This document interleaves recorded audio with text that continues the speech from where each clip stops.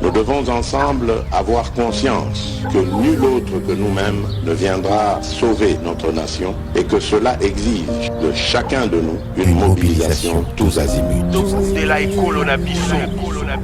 Bana Congo, ekomitango to telema, to simbana na loboko, pe to sala pona ko bundela ekolo na biso, etando mobimba ya ekolo pe ko batela ndelo nyonso ya ekolo na biso. To sangana biso pa. Ekolo Congo démocratique ezali ko bundisama na etumba eyo Rwanda ememi pe na makambo mabe, ko boma bato, ko nyokola bango nzela ya ba M23. Bazali ko bundisa biso, oeleko eye ekolo ya biso ezwi nzela ya botombwami. Kokabola biso mpe koyiba bozwi boye nzambe apesa biso. Makila mosopani mingi, bomoibwa bato bobebi, zamba nde ezali kosunga molongo mobimba. Bomoibwa bato bokomi mpasi. Tozali na ndingisa banso ya kobatela ekolo mpe lisanga mpona likamboli ya ekolo. Tosanga na biso banso. Totia pembeni makambo na biso to pe politiki. Tosangana tobundisa banguna baye balingi kimia te nde likamboli ya biso banso tozala lisanga. Tosala ngele. Totika komona baninga mpamba mpe mbeba nyonso. Tolakisa motema mwa kosalisana na bandeko babiso baye bakutani na makama mabitumba. Tosangana biso banso. Topesa maboko mpe tozala osima ya bilombe babiso ba FRDC mpe na misala minene mia ekolo mpo ya kozongisa kimia mpe bokengi. Lisanga tobundela ekolo na biso mpe tolonga etumba eye. Batela ekolo, bendele ekoya te.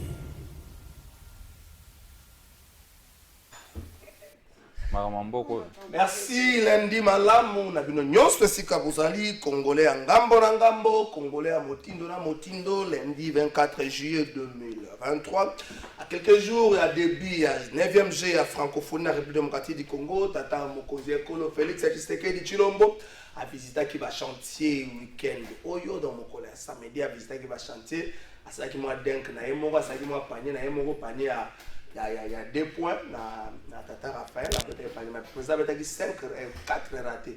Avant de panier na moko, moi j'ai panier na match à côté moi bien té. Il y a 4 ratés pour 5e match panier na ça n'a pas problème té botombo après ça la gardien. Il ne va pas n'envoyer fait pour ça qui basket la gardien. Il va mettre la balle parce que wana même père éternel bango. Quand on écoute Manzambo m'a confirmé la rango na 2019 na sala kaye interview na occasion moko boy na bosani yango. To panzi ete boza wala mu vendredi on a lagi de pona yebisa bino bo éviter ba scandale. En fait scandale bimaki kaka. Bo éviter ba scandale. Bo éviter ba scandale. To za ba africain. To za ba bantu. Makambo zo bukomi ko yana ngo makambo ya banu ya mindele oyo, makambo ya mindele oyo na biso so simbate. To éviter ba scandale na to vanda kimia. To battre l'Afrique, ça na moi qui bon moto, battre la moi qui bouillé. Tant que sobimisa ki bubino na libanda boza malamu te. Na pesi makasi na fortune na biselele, c'est après un homme libre à la liberté provisoire mais na pesi makasi. Ça na ba faible de ko se permettre ko sala makambo loko la ko basali wana, ba ba faible. Ministre numérique, comment na ebela ni kolongele. Wela ki biso code numérique on dit bon na tiroir. On dit olobela ka biso na brifinga tala mobeko nga una komi ko banga ta ko koswa na réseau na banga lokwa ba okanga ngai mon dieu oboma no code numérique na tiroir na oki na c'est ça que bozo loka ozo bo funda ba tiktokers ceux qui ba tiktokers ceux qui ba botika makambo wana hein bozo na mobeko so régir le secteur wana ba bo funda ba to na mobeko so régir secteur bokanga de bo funda mzali boso de Denis ça par exemple champion de préparation des mers bo funda ye bo no funda ka ba wana parce qu'ils sont faibles. Bon, on n'a pas funda Denis Les. C'est ça, on funda bateau, la champion de profession. On funda Denis Les. Un champion de profession des mers. On funda. Même sur la chaîne d'église, des professions des mers, ça n'a rien. On funda. Pour nous, on funda les faibles. Mais ça arrive au cas de la semaine passée. Donc, semaine où fin du mois, on a la Kabaka, Big Boy, là, on a sur Bakangama. Soki bazali, merci la PGA Cassation n'a tienga makasi chaque fin du mois on va donner au temps là-bas pour nous s'assurer que bazaka kana prison Donc chaque fin du mois, PG merci Longo, il y a une année pesoya, au salé mon sala, peso salé ma bona kangela. Ni to ko na émission mo kola lelo yo, situation électorale. Ça n'est fini pour na dépôt ya candidature à niveau national, celle le FCC na la muka ya Martin Fayulu ba déposer ba candidature na ngote. FCC ça ko jeter processus na ngo nyonso, mais Martin Fayulu za ko telema la mingi likambo audit ya fichier électoral. Angoma ezala quitté na ba bureau de vote. Lingi ko lo badeni. Est-ce que le peuple a la confiance dans le processus? Est-ce que vous avez dit que est-ce que le bureau a Kadima, le staff a dit que vous avez dit que vous avez imaginer que vous avez dit que vous avez publié la résidence. Vous avez dit que vous avez combo na ye suppléant premier suppléant moi si na ye o pe na zo o pe na bombela ngango ngana yebi ke na mobeko Clovis tala makambo zo sala ngana yebi ke na mobande o comprendre ba léa direct ngana yebi ke na mobuna règlement intérieur à l'Assemblée nationale poste à premier cycle les a pour revenir dans l'opposition. Merci à l'Alvazongue Langani de revenir dans l'opposition. Donc on sous-entend que honorable collègue Chomba a pour les comptes de l'opposition a déposé candidature. Alvazonga nous n'a occupé bien, honorable collègue Chomba c'est journaliste à Kala. Alvazonga n'a occupé bien honorable collègue Chomba. Au moment où il est le rôle à Rodrigo, Marlette, Emmanuel Bazobunda, ce qu'on a permis à Bozoa, au Tiebana. Au Tiebana, il y a somme la mingi, la circonscription n'a pas bien on. Bien concert à Fali, bien concert à Wenga, fait une amende de son baguette. Donc, ma boulot perd à côté, à Funa Barota, là, il y a Funa Bagola, Bagabele, Congo. Ah, honorable collègue Chomba, au Tiemwana, on a 98, vous avez à côté. Au Tié, on a suppléant, on a cet abat de bagarre, mais yo. Parce que les bossa politique, mawa, bossa n'a pas tout ça, gourmand. C'est ça l'appel à l'autre à la ligne. Tiens, il y a des c'est ça la morobol. Il y a mon c'est ça la côté de Malikamo. Tiens, nani, bon que la paix c'est ça, tiens, nani. Matata, tiens, nani. Matata, il faut que ça va comprendre à cause de dégré comme ma famille. Et cause à pogno, mais cause à cause de dégré comme ma famille. Mais oh, il y a pas de ma casse, on aura le collège Chomba. T'as un tiens, moi. Moi, nous avons calculé, bureau d'âge. Yo okota ka jour amo boyi na obotiki mo na bureau d'âge tala calcul ko komi nango jalise pour sauter ba tala ka bureau d'âge okota na mwana so bino bato ko koma ba député pour suppléant kenda ko sala ki poza ko kipete o tata to mama okoma pe na posa nango wana jalise pour ça pe na ga gagne pour ça pas ça kanda na lukunga okotika te atiki na ngama kamwa ba koloba alva konyo ba mate makambo no abe collège Chomba na kondo belango azobe na ma famille examen ka mboka. Merci. Bazo Kanga, Bakanga qui Fantomas, conspiration contre la République. Après un temps, va libérer, liberté provisoire. Et les solo en Opesili. Bazo Beta sous les solo en Ote. Bakangi Fortina Bissele, les conspirations contre la République. Après un temps, liberté provisoire. Motuna. Est-ce que la République n'a besoin d'aller complaisante, même face à la question sécuritaire? Est-ce que toujours ça là les salles? Tous ceux qui bakangio pour la conspiration contre la République, sont aux mutu ya union sacrée, ça n'a pas avantage.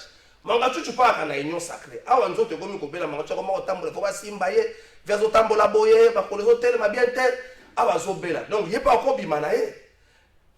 Toutes ces personnes qu'on accuse de conspirer contre la République, est-ce que zali makambo ya solo to mutu wana komaki ko déranger pembeni yango faut ko tirer de côté ou encore tant bazo kanga ezala kaka par des spéculations, il n'y a pas encore des éléments probants où il faut même abattre la condamnation. Parce que bakango pour la conspiration contre la République, ils allaient kamoko aller se quitter. Ils allaient makambo yibi mbongo 100 jours. Trois invités par vous nabiso moko la lelo mettre en lettre de la question. On a bien. Naza bien, mais nazo kamwelo moko. Ni na loso. Tant yozo loba opesi makasi na mutu oyo ba vidéo na ye etamboli population de kasi ko esika problème na ngezali. Quand on est au sommet de l'État, on doit toujours prêcher par l'exemple. Et l'exemple on a na olobela a, c'est la considération qu'on doit avoir pour la femme. Tango régime est bandit. Boloka kinde baza oloba voilà, bango ba na considération pour la femme. Les gens sont libres de faire ce qu'ils veulent. Mais quand une partie de ta liberté est même et déranger liberté à Maninga et cueillir public et prendre connaissance et comprendre les types de personnes que tu es, Tika Batouana va se rendre compte que vous êtes des gens qui n'ont aucune considération pour la femme. Et toi, tu ne peux pas dire que OPC Makati Nini. Soit il a été victime, ça ne m'intéresse pas. Mais ça ne nous empêche pas de comprendre la place de la femme dans la tête, dans le fonctionnement de ceux qui dirigent le pays à ce jour. Merci.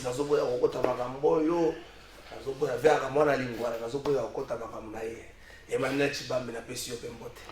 Mbote ndeko trésor na pesi pe maître Arlette Mbote depuis na ko débatteur na biso moyen na tanga komba été parce que présenté.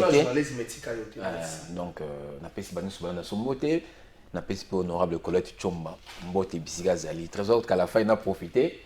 Je me souviens il y avait un débat à l'Assemblée nationale par rapport à suppléant tout consort. C'est ça la problème. Ah tirana loba. Non tant à 4 députés nationaux il y a opposition.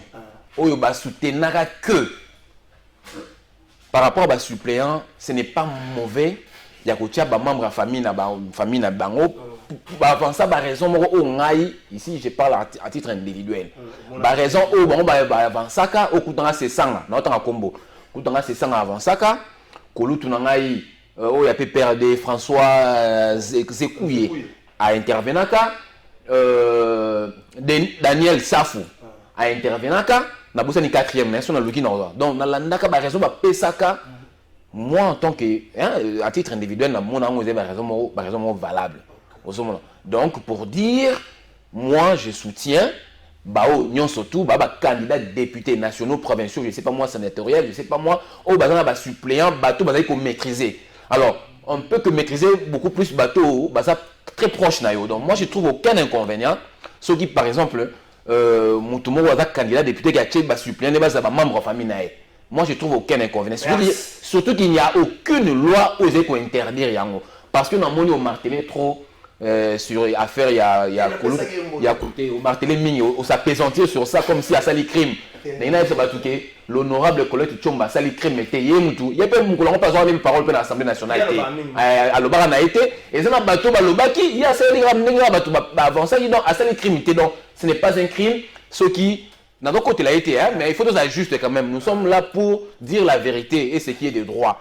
Ce qui est honorable Colette Tchomba, moi on est comme premier suppléant, deuxième suppléant, ce n'est pas un crime. Azamutali Bosote. Donc je voulais un peu expliciter par rapport à ça et c'est la criminalité. Tout balobara on a été dans l'Assemblée nationale a répété les sous Colette dans la délit c'est ça a télémela qui a appuyé qui Daniel Safou a appuyé qui François Zekouye a appuyé et presque tout le monde était à l'unanimité que Ezala Bongo. Voilà un peu ce que j'allais un peu éclairer l'opinion. Vous avez chrétien, vous avez naga le Abraham. Abraham nzamba ebisi ke ndazu ne veni lot bakena et. Vous avez naga le Abraham problème est ndazu na ndema wasko et maintenant soulever le kamoka bien fana pesa côté mota besoin de kamba confiance. Non, tu yo no va na botambola batambola ka sa kwa sa na confiance. Tala côté confiance qui. Yo me mara ba sac. Côté kamba sa na pesi. Mbote ndeko Kalafai, mbote na ba congolais, mbote pe na ba co-débatteur, maître Odiana l'ami qui bénéficie de l'ordonnance du chef de l'État, Chibambe, Topesi et Pembote. Merci Rodrigue. Tukutalana comment moi pas si tukutalana. Aux anneaux semaine passée na canal 13. Voilà. Na lingina bongisali kamoko. Non, na réforme ya loi électorale délit c'est sanga avzalaki contre la suppléance familiale. Alaki contre yango, délit c'est sanga alaki pour yango te, to portaki ba réforme wana. Malheureusement, majorité et accompagné qui réforme en AT, il était pratiquement le seul député au Abunda qui prend la Likamboyango, mais loi et permettait qui était majorité et promulga qui réforme au Yabango, Baboyaka pratiquement réforme, presque nyons, innovation nyons même ensemble, n'a pas jeu 13 par rapport à ça. Effectivement, les lots. Ko tala makamnenge ko tambola na oki mama odia pe atomboli likambo ba mama na likambo ya conseiller o to monaki pardon otika kulutu nazali pardon yoka ngala silisa Ponce Pilate kulutu Ponce Pilate vas-y yoka ngala silisa tout en respectant la liberté de chacun notamment la liberté de disposer de son corps. Moto na moto aza libre ya kosala bomoi na ye lolenge ya saleli tant que ye abombi yango. Mais si kanga na ko déplorer ezali comportement oyo ya ba service. Il y a une fille na procès ya ba kidnapper wana le baka ba téléphone nga ba soki yango. Et si kala ngina ya. En fait si kanga na lingi na ya eza wana. Lelo tomoni ya ndeko conseiller. Mais hier na procès ya ba kidnappeur, il y avait une jeune dame qui a témoigné que makambo yaki na téléphone na ye. Il y a un politicien te hein. Et elle a qui na téléphone na ye bato bazui yango l'état. L'état pouvoir azui yango. En principe, sa vie privée étant sacrée devait être protégée par l'État. Mais qui expose sa vie? C'est l'État.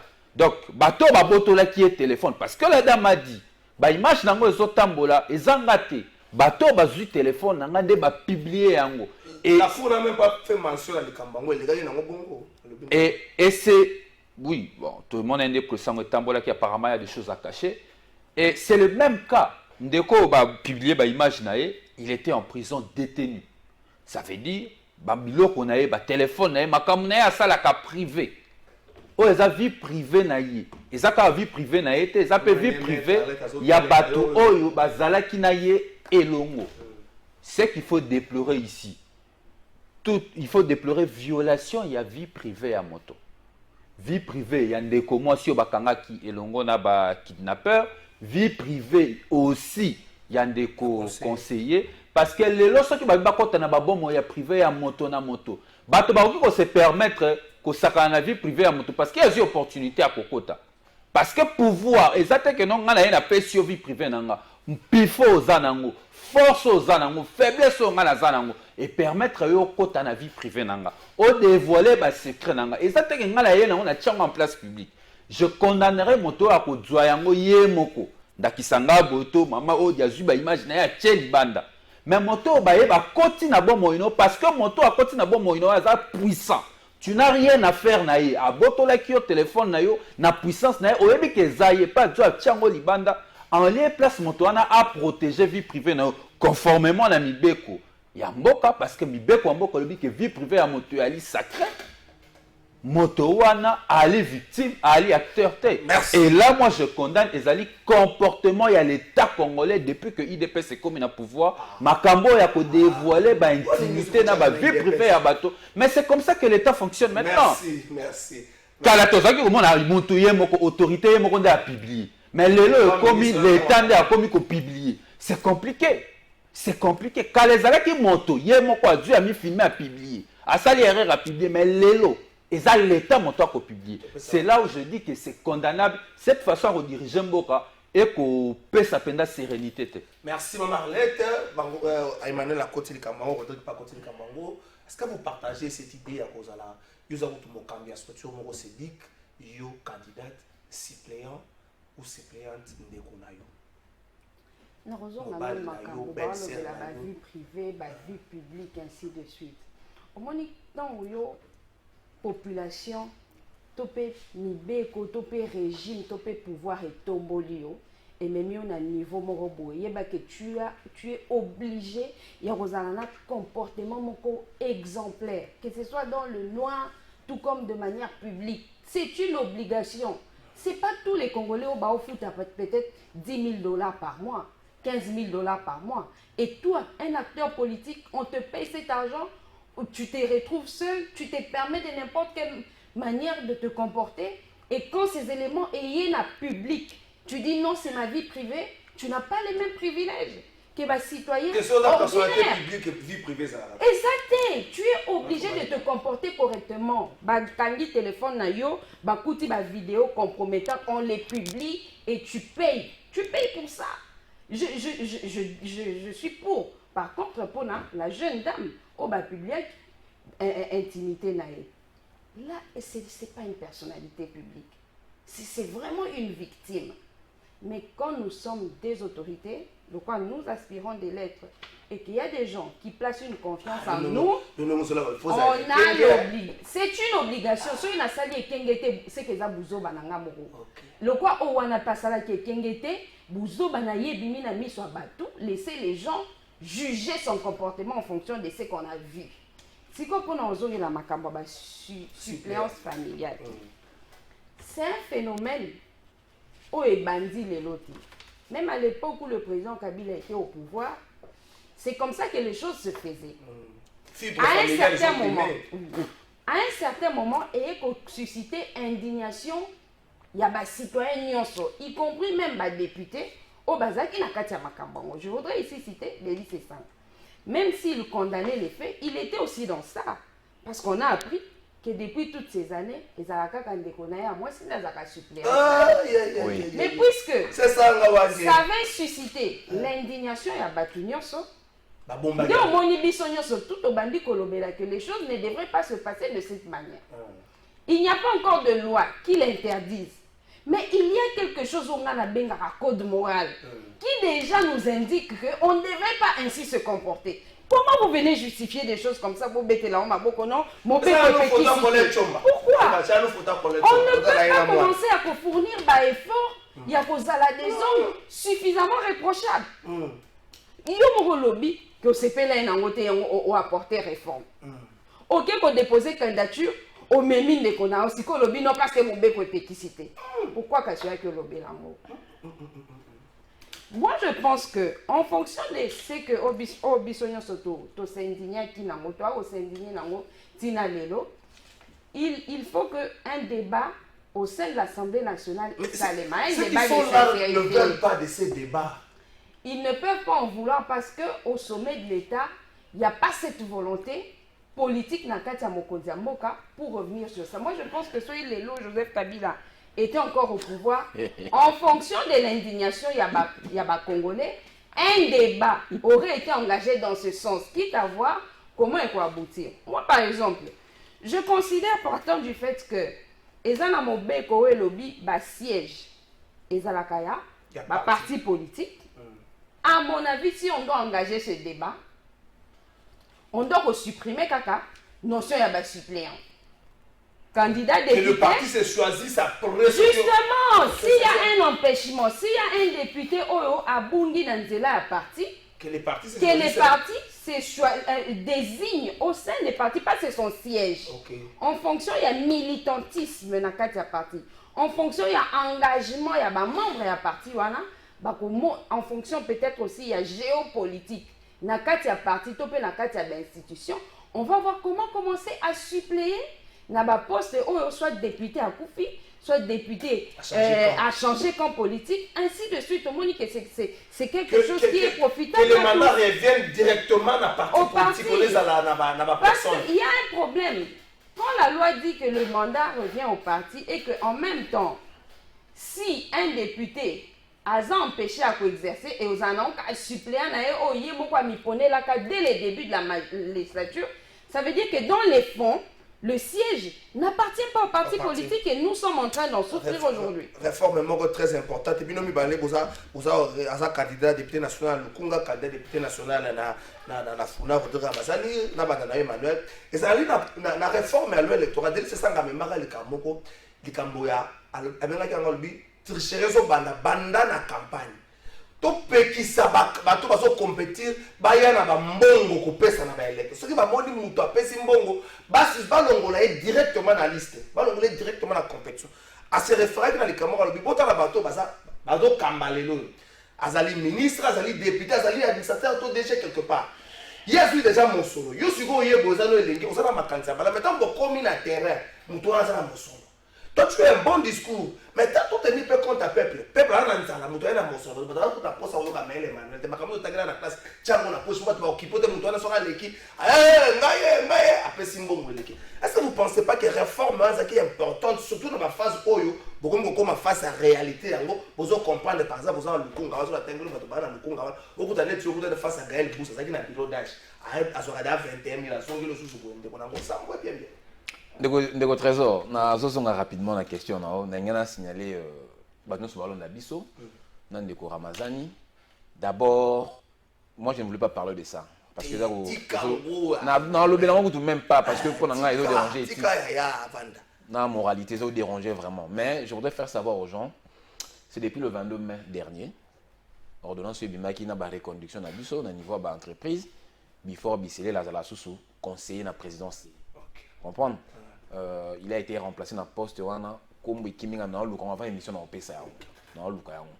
Donc il n'est plus conseiller. Donc surtout obeta lisolo na il faut être ex-conseiller. Pour ezala malam, c'est ça aussi là. Oui, surtout benga combo na mais fonction et ici à Bouka d'ailleurs fonction depuis le 22 mai pour votre gouverneur. Deuxièmement, maman Arlette a lobby que makambo ya suppléance familiale banda yemoka lobby. Et banda era président Joseph Kabila. Mais elo ekamusingai aye na suka lobby était ce que Joseph Kabila zalagi na pouvoir ti lelo mais ayanga ça l'effort et lo connaît longwa. Contradiction maman. Il n'y a pas de contradiction. S'il vous plaît. J'ai dit que c'est au fur et à mesure que l'indignation a commencé à se faire sentir. Et ça crée le besoin. Cette indignation a été déjà faite dès le début. En amont. Tant que Bandaka on a déjà, il y avait des supputations, on a même l'assemblée partout. Même la famille politique. Oui, même la famille politique n'a pas Bango. Non. Et Bandaka tant que l'on connaît. Non, et Bandaka n'a pas bandeli. Pourquoi à ce moment-là, lui en tant que père de famille, tant à Monique, mon aliboso et le mon arrête d'aller bandé, c'est platé. Hier en tant que papa dans salanité. Comme ça dérange. Moi en tant que papa, allez.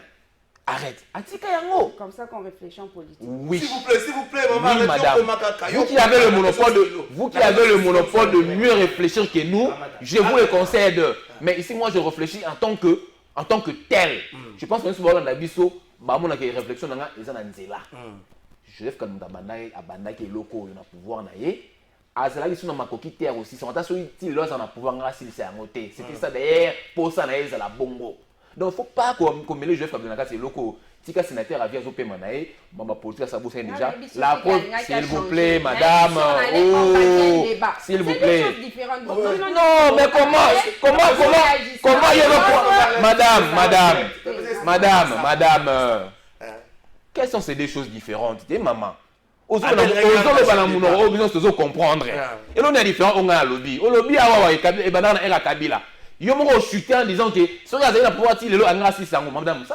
Alors c'est des choses différentes. Débat on a pour nani débat on entend que bandana bandeli engagé on pas si. Donc ça on va congolais bazo ba congolais tem ba congolais ba imam surtout. Donc ça sénateur a vu à ça on peut mettre la kinga ali sous ba bloc on a dit. La preuve que à ça enrôler même pas. Donc à boire sibino. Donc c'est un peu ça. Alors pour revenir dans Makamolobi à sénateur Delis Sanga, moi je suis d'avis. Malheureusement, moi en tout cas, réforme, moi, parce que nous sommes des opposants, nous sommes en opposition avec Banouasso, il y a ce moment où ils ont dit non, on prend le coup de Nanga Delis Sanga, RMO dans la proposition n'a pas bien. Nabi RMO, pour appeler la paix moi mingi, assemblée nationale. Et puis il y a des députés au parole pour et là pourquoi parce que biso ba o lobito ça va député, tu vas candidat. So le Seigneur Sungi va retenir Bani Nabiso dans la campagne d'ici quelques mois. Moi, il y a un morceau de par exemple. Gaël Boussa. Gaël Boussa pour Annie. Gaël Boussa. Azaka qui n'a place Moussou. Par exemple, Eliezer Tamboy. Azaka na Lukunga. Bon, on a déposé candidature na Lukunga. Hier, Azumbongo, Azumi Solo, en tant que député, tout Naza Moussoloté. Donc, tant que sur le terrain, il faut que mon bon primé, au moins qu'il y en a en couille. C'est pourquoi moi j'ai dit, moi j'adhère, j'ai ma grippe. Malheureusement, la voix était mineure. Que Ezaki a entendu tout ça, bon, nous déplorons, mais c'est le travail de fond. Bisous tout un bon côté, na sur population à l'homme, il y a solo, qui est sur le terrain, ça peuple bateau, faut voter. Tout bateau, qui n'a pas kola la pongi, commissaire la sextable, et balagébélé. Na ba oba kena kuna, na ba oba kena kuluka la, ya kera kuluka pour fomenter ma motion. Si on a bouté à béni député, à béni ministre, à qui à tout le monde va être belé. Tout publier la liste avant la campagne. Merci. Bisous qui ne sont bien pour que tout bateau combattre bateau ba mission là pour les cabisous pour que ba vote ba somme ba population. Merci. Au deux Amazon que ma candidature c'est ça qui a ça qui moi bien. Madame net yo na fou nous ana maman moko boy maman collègue chomba ce concert à Wenga so ma 2500 billets concert a fallu 5000 billets pas affaire na mona yango yo na ga collègue chomba problème nini azobeli ga collègue chomba azotanga mutu mususu na Delis Sanga yepe ana suppléant na eba été mettre au dans le bango o ba Delis Sanga te prendre collègue chomba. Merci. Ah toi na miso longola Jean Lucien pour saper azan ba suppléant na eba na o tanga bango te prendre collègue chomba sali oni. Oh merci. Tout ça, on a battu le rôle à Bados, Ndombasi, à ce déjà 21 000. À ça, c'est ce qu'on a palissade. Ah, mais habité, mais non, Bados, on a retourné à tous avoir un problème. On se retrouve face à Batou. On a fondé ça, ministre national, ministre national plutôt, Bazakuna. Ce qu'il y a un problème à l'art. Côté garçon, net na bandalo ya garani, so assistant à gouverneur, au garçon na bato ba catch. Yo ce qu'on a analysé solo campagne comme un problème. Bah député baranda bino mauvais service parce que là il calcule on a pas d'intérêt égoïste na bango. Ok, merci de vous Kalafa et nous répondre à la question là. Il y a liboso na précisé que nous avons encouragé que l'autorité va vivre en cas de immoralité. Non, je n'encourage pas. Par contre, ma position en ngai ezali à condamner plutôt l'État a décidé qu'exposer citoyen à l'autorité, à la kidnappaki, à la qui que ce soit, et qu'on l'État, parce que l'État, la première mission, c'est de protéger ses citoyens. Condamnation dans na comportement à l'État. C'est bon, wana na précisé confusion kotate. Na koti na likambo mibale oyo ndeko Arlette Odiaouti koloba sur la suppléance familiale. Effectivement, je confirme une fois de plus que Délice Sanga, au-delà du fait que nous déconnons qui suppléante, apporter qui quand même réforme pour que la société ait changé. Apporter la réforme. Mais réforme, réforme qui peut contre seuil. Parce qu'on ne peut pas discuter sur une partie de la loi, il faut discuter sur l'ensemble. La réforme, exemple, il y a simple, l'ITR pète, tu vas comprendre, on peut la péter pour ça en mathématiques. Réforme, notamment seuil. Tobo ya qui seuil. Tobo il seuil, titi, tobundi et tumba majorité a décidé qu'on ça seuil. Si ko boye bisanga bandeko ba congolais beaucoup talanga parce que il faut to chaque code moral tant qu'on memi tumba, il faut qu'il y ait un outil na souk. Le quoi la biso to ba compétiteur électoral. Il faut to que ne maponami parce que toi ko estimer que majorité a Chibambe échoué. Biso faut to zala na compétition. Le quoi to boya qui seuil. Seuil wana le quoi to boya qu'il ne faut pas to participer na processus électoral parce que seuil to boya qui. Ya mi balé. Na ko kena mutuna ya mi balé. Deli c'est ça na boya kaka suppléance familiale a dénoncé que salaire exorbitant à député affaire $21,000. Contre 499 députés, il était le seul à les dénoncer. Jean-Baptiste Kaseko. Bon, voilà. Suite à Kaseko, on a commission, on a voté. On a côté la même la commission, il a été dans la commission. Même la commission. Honorable Kaseko, on a côté la makambu na yé. Makambu na yé, na commission. Alors, le roté na sima commission. Moto abimaka na sima commission en continu qui détermination na yé et alaï kaka honorable Délice Sanga le candidat président de la République. Merci. Donc, combat wana siko. Combat wana il y a $21,000. Le quoi là décidé après qu'on bâtisse les sous député salaire. Délice Sanga siko à salanine contre 499 députés alors na cause après salaire. Azwa kaka. On dit que en fait réflexion si ka batu bani ko mema batu. Et ça réflexion en débat. Le vrai combat aujourd'hui, bisoto ko participer na processus électoral parce que to ko senga peuple. Oyo alingi to appliquer ba réforme oyo majorité à le boy. Et puis ça biso majorité parlementaire. Tous la majorité parlementaire to implémenter ba réforme nyonso to ko kanisa pona mboka. Ya ngo biso to participer na processus électoral to ko senga peuple pona changement là. Ba pe sa confiance na ba député en vote parce que biso to na ba réforme to ko appliquer ce qui to commis pour que makambo change. Mais à ce jour aucune loi n'a été violée. Nous sommes des compétiteurs et nous jouons sur base de règles établies. Donc, s'il vous plaît, c'est moi qui pose des questions. Une minute. Likambo oyo, autant que la réforme. Réforme, moi, proposé à Likambo. Bon, en fait, il y a plusieurs suppléants, c'est la corruption. Corruption est déjà la tango de campagne.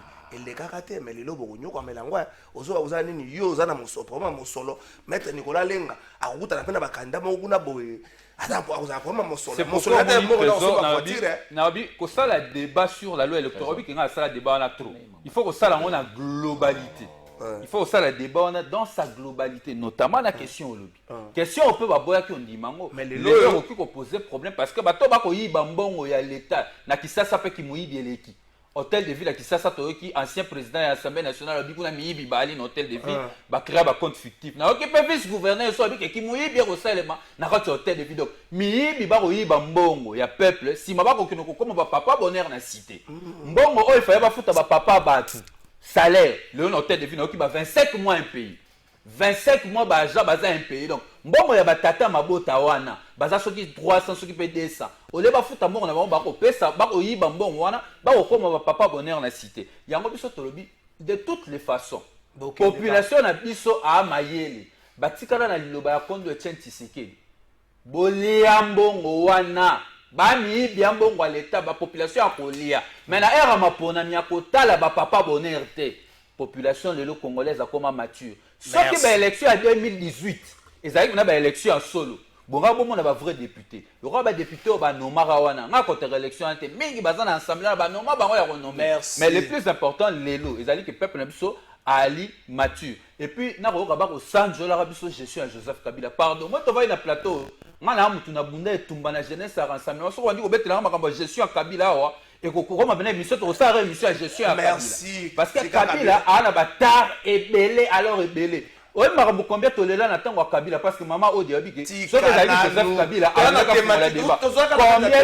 combien de choses auto bunda to lela peuple lela na mboka o na tikeli eta na kozonga soka zongi na ko énumérer makambo to lela merci na ko énumérer makambo o peuple lela et que Joseph Kabila engagea même pas débat merci alors botika lelo to vani na biso kimia boye to zaka na opposition nengo yali bon ça c'est la biso gestion merci bozabino nyonso ba violer la constitution bino nyonso bunoza kotaki na ozana kata bino nyonso ba violer la constitution mai na kura to zaka nango pamba constitution lobini pona mai na kura bana bakoma obeta maboko so kure na mbanzalemba livulu kure ali hein ah boy popo ba athlète ba ya comme makambo sinela sa régime ça ba communiquer ça va communiquer pour ngana quartier nanga juste ngana ba quartier résidentiel na mama Mobutu mo mona samedi tata mo ka bela la fin du mois ya nini ya régime des futa facture ba jour mai kanga maka bisa ka batelo ko mokote wa betolo baka peuple boy ba ngamni bolingi botika biso bonjour trésor. Concernant la vie privée des gens, nous sommes en face d'un État voyou qui viole ses propres lois dans un pays supposé être État de droit. Maman, les tozonga sumakambo te pardon to yambula. Bozaka ka bino na bande ko fa boboy ko kota na processus. Mais bino boboy ko kota buvandi nya. Na ya kulutu nanga Ferdinand Kambere, bovandi na bino. Fa la bazo activer article 64. Le quoi tout kende. Azomona makambo ndenge za malamu pe Denis Kadi ma campagne na position na ye a boy ko fengola fichier électoral fallait bon si c'est comme ça toi activer article 64 to komi na date butoir que l'élection ça limité to kena ba onka kandengwana mais bino FCC position na bino zani bon kota te botika na bino bongo bozolana obo bombaki ce que bandi ko sila nde boye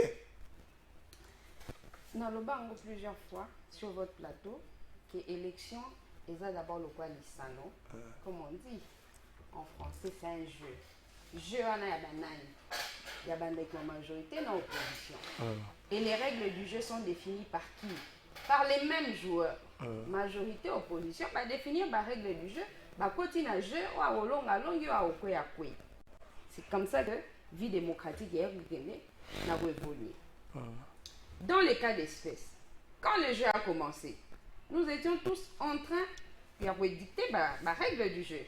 Vous avez mise en place la commission paritaire et ça, les qui majoritaire des membres, opposition des membres, de décider que loi électorale est là, et non, loi sur la CENI est là, voter. Le président de la République a promulgué. Après quelques moments, vous avez constaté que là-bas, règle du jeu, on peut établir ensemble. Et comme il fait, et puis de manière flagrante, qu'est-ce qu'on doit faire en tant qu'opposition? Total ici, quoi majorité, voilà, vous êtes en train de faire, vous ne pouvez pas aller sans nous, nous ne pouvons pas aller sans vous. Il faut te vendre ensemble, toi arrondir angle, pour que tu respectes la population.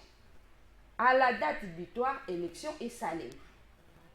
Les bangos, baboyango okaki bargument na bango koloba que UDPSP et que l'élection en 2016 le ciel n'était pas tombé la vie continue mais tu sais bango les circonstances il y a UDPS il y a 2006 na ya FCC lelo na 2010 pour l'élection en 2023 c'est pas la même chose. Souvenez-vous qu'à l'époque où l'UDPS refusait les élections, la démocratie dans ce pays n'était même pas encore née. Parce que la démocratie, elle naît quand? La démocratie, c'est le pouvoir du peuple par les peuples pour le peuple, le bas Abraham Lincoln. C'est à partir du moment où le peuple commence à désigner ses dirigeants. C'est là que la démocratie moderne est au Bandanakati Mboka. Et puis l'UDPS ne voulait pas aller aux élections. La raison que donnait Etienne Tshisekedi des Akinini.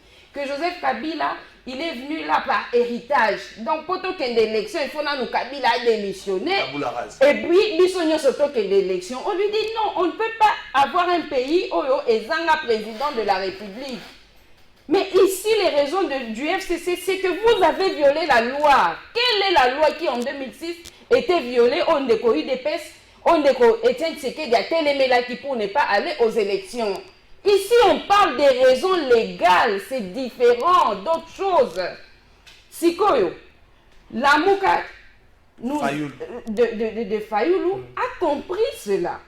Dans le lobby, on ne peut pas couper sa population. L'élection est irrégulière. Nous devons ensemble fournir l'effort. Oui, puis qu'on respecte Mobeko Zarapasi. Même pour quiconque, Ezala Bisso, FCC, ceux qui on était en train de diriger le pays. Respecter la loi, c'est toujours difficile et pour tout le monde. Mais il faut qu'un effort soit fourni. Il faut qu'un effort soit fourni. C'est tout ce que Bisso Tozaki au Sengaban. Faute de quoi? Donc, activer article 64. Article 64. Mais le secrétaire permanent du PPRD, le professeur Amadou était le premier. Mais parce que Mibeko Kandelo et Lengeli Makambouana, que tant on va violer Mibeko, puisque le pouvoir appartient au peuple, il faut qu'on ait la souverain primaire pour nous relobattre. Là, à ce moment où on avait ensemble voté ou élaboré les règles du jeu politique, le quoi bandeko bazako c'est qu'ils ont l'intention et ils sont dans la démarche. Il y a qu'au biaiser volonté nabino aux urnes. Alors vous défendez-vous. C'est là que Roman a fait après que l'article 64 ait été activé, ce sera un autre format politique. Et vous saurez ce qui sera fait en ce moment. Merci. Nakasi, toujours professeur Mbata à l'époque, la constitution, la chose bien. C'est la meilleure constitution. Mon Dieu, ça même le peuple le pouvoir. Il y a Bengana Batu. Article 64. Et ça a été copié par plusieurs pays. On a l'une des meilleures constitutions d'Afrique. Emmanuel Chibambe. Pas d'engouement dans ma RTC. On dirait que tu vas côté, mais est-ce que tu vas confiance dans l'équipe de Nika Dimaté? Est-ce que tu vas avoir que le processus allait biaiser dès le départ? Ah, FCC, la Mouka Fayoulou, le ndenge okende na malamu te faut kansa ko activer article 64. Il faut que sensibilisation ko banda dès la semaine de cette semaine sensibilisation ko banda terrain. Est-ce que vous ne pensez pas cette politique de faire la sourde oreille et pas la bino bato bozana pouvoir et comme mboka kaka na kao? Vous refusez que ce facteur yoka par point de vue à bandeko. Je sais d'imaginer rencontre le 30 juin entre Denis Kadimana, les 4 leaders et opposition. Après ça, même un petit semblant suffisait à Denis Kadima pour nous battre à Ben, mais il n'a pas voulu faire mention de la revendication à Bandeko. Est-ce que c'est un comportement? Et c'est le comportement qui bonga yo te fabriquer sa reprocher rango. Bon nego lim sanga zona kichasa qui bonga yo vous avez vraiment bunda ka tracer d'abord na moto biso. Et dans les biso Kinshasa est ce qu'il est aujourd'hui, tu côté le belangote mais Kinshasa c'est invivable. Nazo que la batu baye mawa. Kinshasa influence ko ta ba clovis ko zo le ka ba livulu ko ta na campus bien mais ko le ka ta la foule mo ko za kana nzela na munene côté Roger Salema ka ba ko le ka ni solo zo ba te solo mundu to ya mboa. Est-ce que ce comportement ya bino yo te ya kibonga yo ezo boma pe mboka zo na zo na kao épisode 2 minutes 30 ndeko Trésor Kalafay je mairie na expliquer batelo moko. Vas-y. Parce que j'ai comme l'impression dans ce pays to souffrant na maladie ni balé. Amnésie na Alzheimer. J'ai dit j'ai comme l'impression. Na mi longolité. Parce que je suis congolais. Nabi, je suis congolais. Moi je parle en tant que congolais. Heureusement on a fini mon touté. Je dis c'est tout simplement une impression que j'ai. J'ai comme l'impression. Donc et ça on a kanisa. Tout comme on a kanisi mabe, tout comme on a kanisi malamu. Bandeko na biso o basala constitution oyoyo bana problème. Basana problème na mutu. Excusez-moi, excusez-moi. Je suis vraiment. Parce que je suis congolais. Parce que je suis congolais et j'en ai le droit. Vas-y. Parce que je suis congolais. Tout un article 70. 70. Oh, le lobby, nani. Article 70.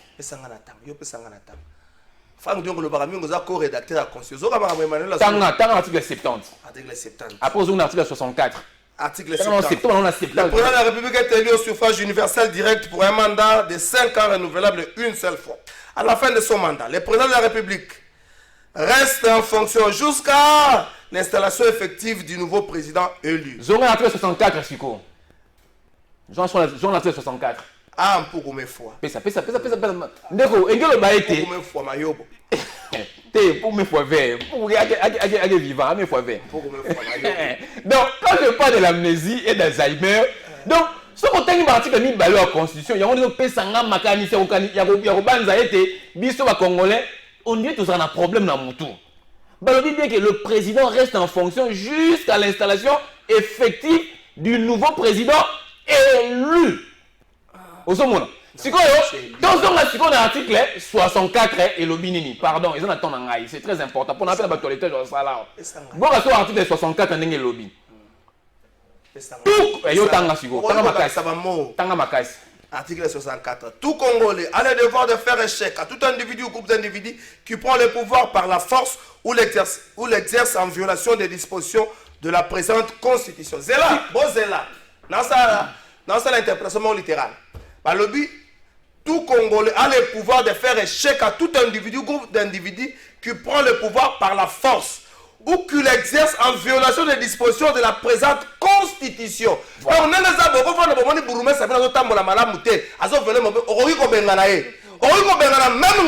c'est ça que dit la Constitution.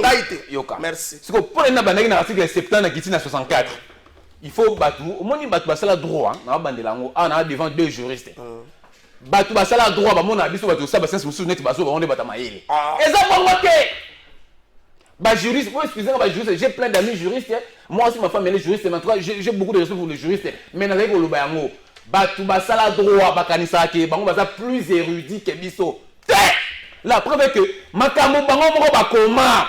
Bango monde ba koma, bango soit disant bango bata maïli. Moi surtout sur la mingi prof mbata. Tous les juristes, on va se contredire. Comment la Constitution, ils ont difficile. Il y a un communiqué, il y a un communicologue, il y a un communiqué comme comment. Pour nous relaxer, que bango ba juriste va l'église sur la maïle était. Même un médecin, même un juriste sur la maïle, même un infirmier, même un maçon. Mon âme dans le domaine. Parce que maçon a autant de marambo juste à commis à expliquer on peut pas comprendre mais il y a un juste mon commis à expliquer on va tout est. Ah oui le baboye. Na bandi na article 70 na kitna 64 pour faire c'est une minute. Bango ba lobby était ba ko appliquer article 64. Est-ce que tu sais que tu pouvoir par la force pour nous appliquer article 64? C'est un incise moko. Non, exercer en violation. Exercer en violation. Ah, tu sais que il mandat na esili et ngelo ba été. Il y a osé là. Président Obino Bono, to voté, il y a besoin de remise de reprise de Naïe. Qui exerce en violation. Est-ce que tu sais que dans l'exercice en violation?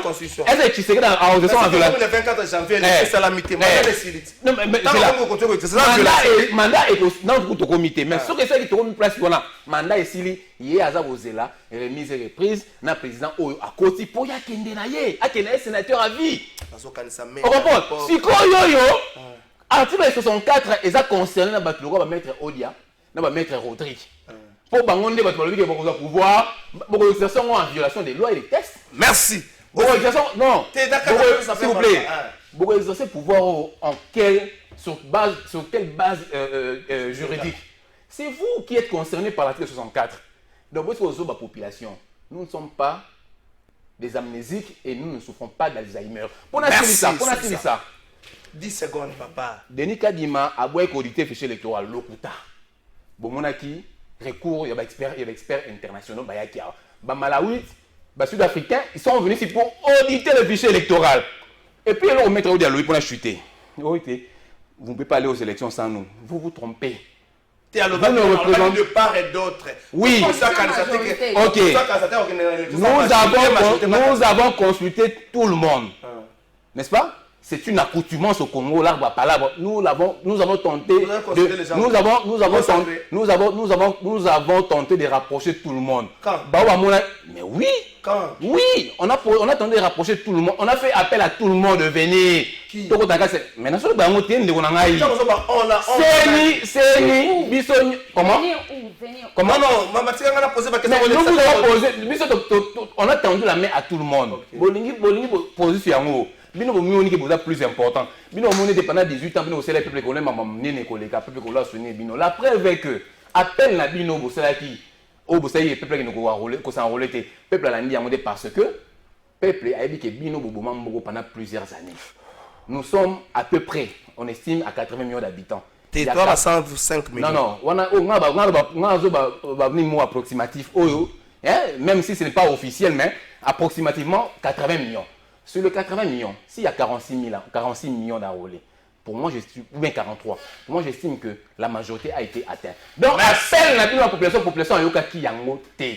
Et comme Bino, vous agrippez pas qui n'a position na Bino, le pays ne va pas s'arrêter à cause de vous. Merci, Renaud. Vous avez tué ce pays. Merci. Nous irons aux élections. Merci, Manuel. Ah, si vous avez un petit peu de temps, vous avez un petit sala qui Kabila butaka ba boulevard les amuki, a comme ça ba boulevard munene, le monde comme munene. A kuta ki ma problème bon, c'est Félix Tshisekedi pense ça ta mutu so ko ba ko boma. Na mona ba musu ba ko, tant ba taide peso ba ko nous avons trouvé 32 ans de Mobutu, 18 ans de Kabila. Mobutu ça que lo ka malongate, pas maréchal. Yo bo sala yango. Mobutu te. Tout ce comportement tout mi mboka na kozonga se munda muta sangi par na ye. Ngobilaza meilleur gouverneur pour balinga basala qui passe pour quand même meilleur ce que bandaki n'engaza meilleur te donc tu total là mutu sala classe to ko bateka zaka mael pour te tester à niveau na ete Rodrigue Ramazani bino pe souci à pouvoir pe ko ya ko bomisa bino mo lobi ke ba processer ça malamu te mais bozo nganza na likambongo processer ça malamu te bozo kende yo comme ko soulever bazo yi bambongo l'état ba koma papa bonheur na carte pour bozo comprendre que ce processer qui malamu ngo lo ba ke makamba papa bonheur to ngo banga ta pourquoi Bozo Kendo, si vous avez été voir Kadima, vous avez présenté ma revendication. Kadima n'a pas voulu que yo Kabino, Aboya, mais bon, Kanga, Mikaka. Les gars, mon ami. Ndeko Kalafai, on a un débat sur science, c'est un débat sur l'université. Mais médecin, par exemple, il y a juriste, il y a collègues Kingani. Les débat sur la presse publique.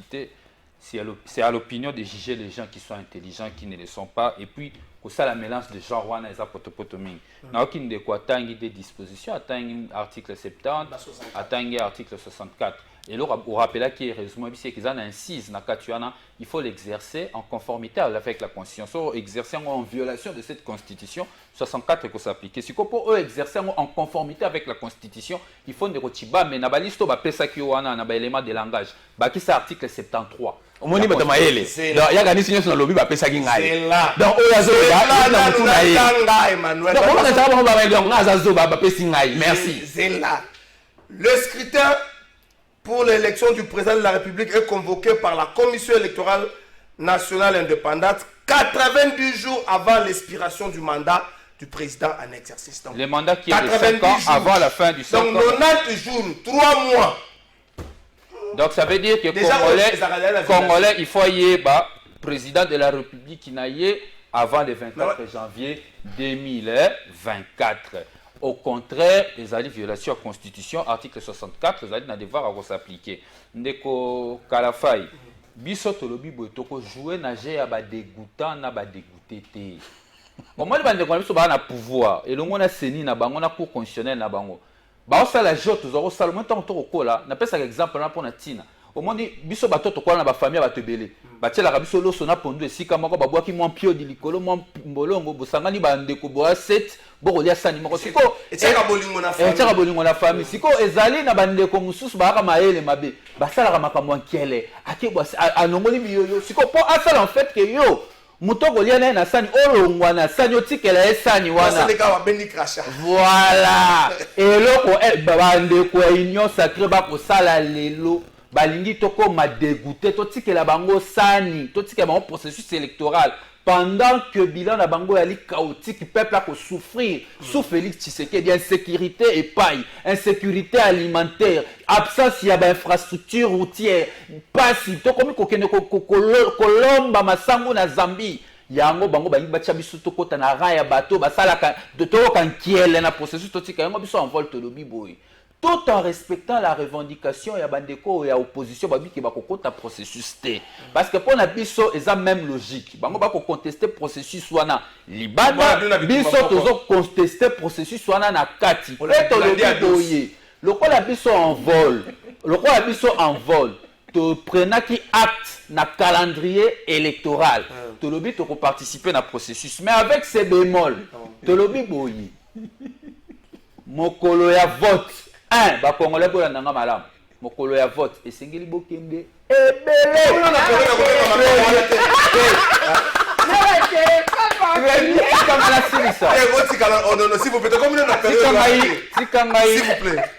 s'il vous plaît, Emmanuel, s'il vous plaît, vas-y. Yali Bosso, ba Congolais vont jouer na G abstention. Na France, ba Français ba ça qui erreur et abstention. Macron a président là-bas, malgré ma contestation là-bas. Tolobi bo. Et belé ko kene ko voter. Yami balé. Le quoi la ba boy ko yoka ba revendication opposition ba recomposer CENI. Ba régulariser composition à cour constitutionnelle. CENI na bango wana etali bisoté. Biso oyo etali biso ezali comptabilité au peuple ko sala ya ba vote bureau de vote par bureau de vote et pour la biso tikanga na ça pour la biso le seul résultat oyo biso na bino to ko considérer ezali résultat robima na église catholique na église protestante makambo ya CENI na bango wana etali biso te na yango tolobi peuple lokola peuple bande qu'on a biso ba décider qu'on instaurer anarchie en violant la loi sur la CENI, la loi électorale, la constitution. Biso tolobi bo peuple article na disposition ben moko. C'est l'article 64 où il y a quoi appliquer pour faire respecter la vérité des urnes. Merci. Et tout bana biso ezali c'est que dialongwa pour peuple a souffrir et peuple on a le kola ali prêt ya sanctionner biso to kotikela e boulevard T. Merci. Participer à processus électoral et za kotika boulevard na Tshisekedi pour anganzama. Merci. Bonjour Deko, merci mingi na émission bozali kosala ya kolobela ba congolais kasi bolobela pe makambu ya salaire ya ba agent ya PST depuis service centraux plus de 5 ans ni prime ni salaire. Merci Ndeko. Comprenez que message na tangi na pour nous arotinda na tangi pe. Merci monsieur de l'IDPS amnésie surtout et c'est étonnant même de voir de membres du PPRD ou FCC sur le plateau de TV. Ah papa, bon Sami badi bango kolobeleni, chiba lo kolobeleni. Sami badi banga azana inyo sacré. Bobi na kendela ka, botila makambo wana. Lisi faire tile lo basola kana nzamba tu na ka boni oto bwa pe ona oto kotamba na mokelo moni job te. Bino mozoka ndelo kwa kansa batu ba enemi. Lisi faire tu na nzamba tu na ka lisi faire moni job. Bato FCC ba so basa doa koloba te. Mende bozwa utakwa. Botila ba esprit wana. Bino bola ka sabo ponela biso batu ba lo ba ka ba so ba lo ba ka. Bon professeur Mbata. Bonjour Ndekotozo, j'aime bien votre émission. Le long de Koya, Union Sacrée a commis Kozongisa, Bande Koya peut perdre na article wana pour Bangope, Babandara Koboya Yango na R ya Kabila. Bonjour Trésor, je suis Kevin Kankou depuis les 9 novembre 2020. Papa Moko a tout angai. Merci de connaître un message na suka. Bonjour Trésor, pour moi soki nazalaki na plateau na lingaki na yo kasoni pour makambu maître odia azolo baiza lokola mutu ndeko conseil Gypsy Ngando. Merci. Bonjour Trésor le makambu ya ba vie privée. Bonjour Trésor dollar lelo ezo kitate mais bakozi bazo beta nyonso wana kara après sikoto kende lisusu na ba élection wana ekozala aveuglé désolé. Bonjour Trésor bongo soki ezalaki maître Odia nani eza tour de rôle il faut mutu ya confiance kaka atandenge na yo. Merci Ndeko. Bonjour Trésor pourquoi ba konzina biso baza kaka na ba misala ya mabe botika mama arle to soki c'est émission pardon to soki c'est émission botika la pe ba konzi to soki c'est émission zéro la personne ba to soki c'est émission. Est-ce que l'État est en panne? L'État congolais. L'État s'en a panne. Est-ce que l'État prend conscience il y a intégrité territoriale n'a pas multiples attaques à subir depuis un temps. Tini, Fantomas, conspiration contre la nation. Fortina Bisselele, conspiration contre la nation. Les deux ont été libérés. Liberté provisoire et puis Et puis plus rien n'est qu'on fait un bagana, qu'on est rive gauche. Mwanga Chuchu, arrêtez.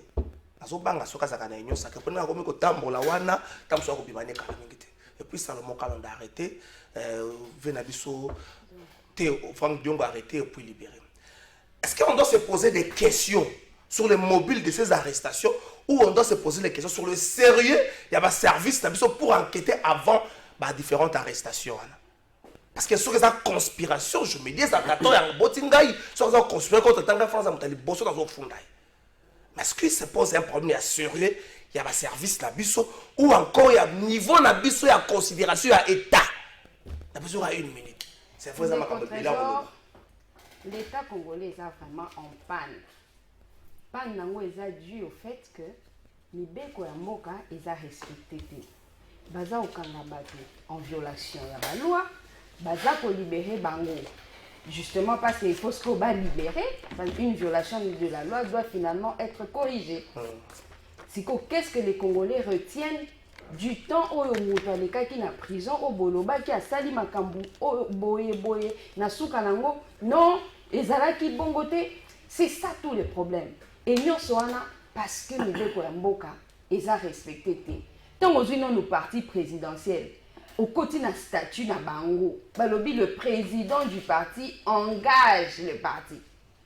Mais au moins le secrétaire général de Moutou a validé ba candidat député oyo eza ba attribution na yete kota kolandisa mana mobeko na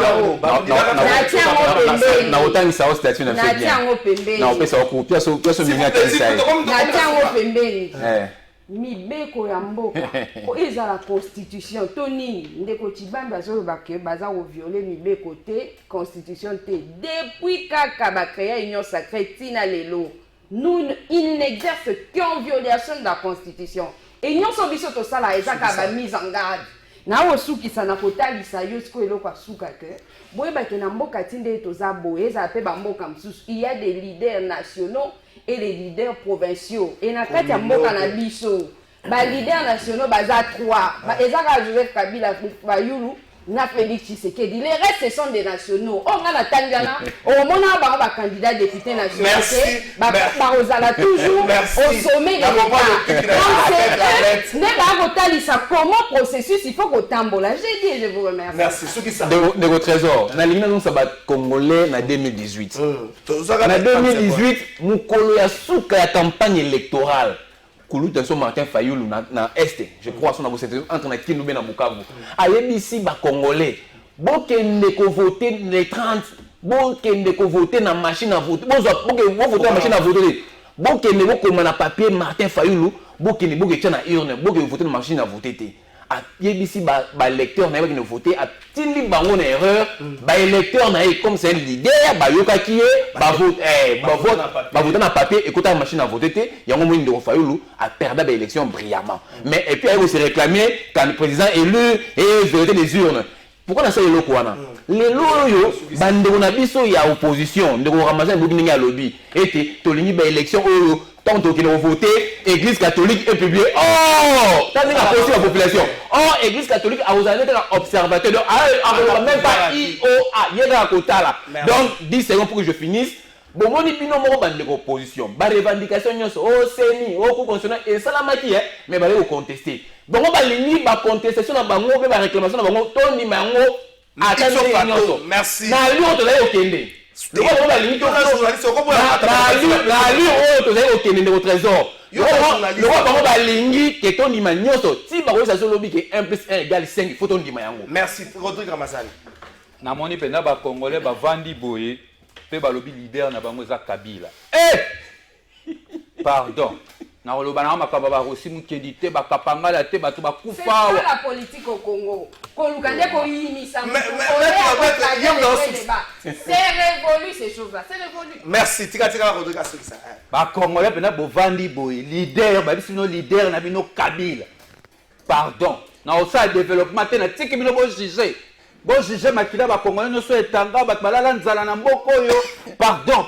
Ndeko Odia namoni okoa transfert na FCC kolonga Tshisekedi ti Kabila. Bon, na évité qu'est-ce qui est passé dedans. Maintenant il sera de Kochibambe boy. Vous avez fait combien de fois de transferts? Merci, s'il vous plaît, s'il vous plaît, s'il vous plaît. Naebisa de Kochibambe boy. Natiki ba Congolais débat, ba ndeko ba Congolais débat Joseph ya Kabila. 1 + égale 5 tonnes du maillot. Naebisa ba natiki ba Congolais.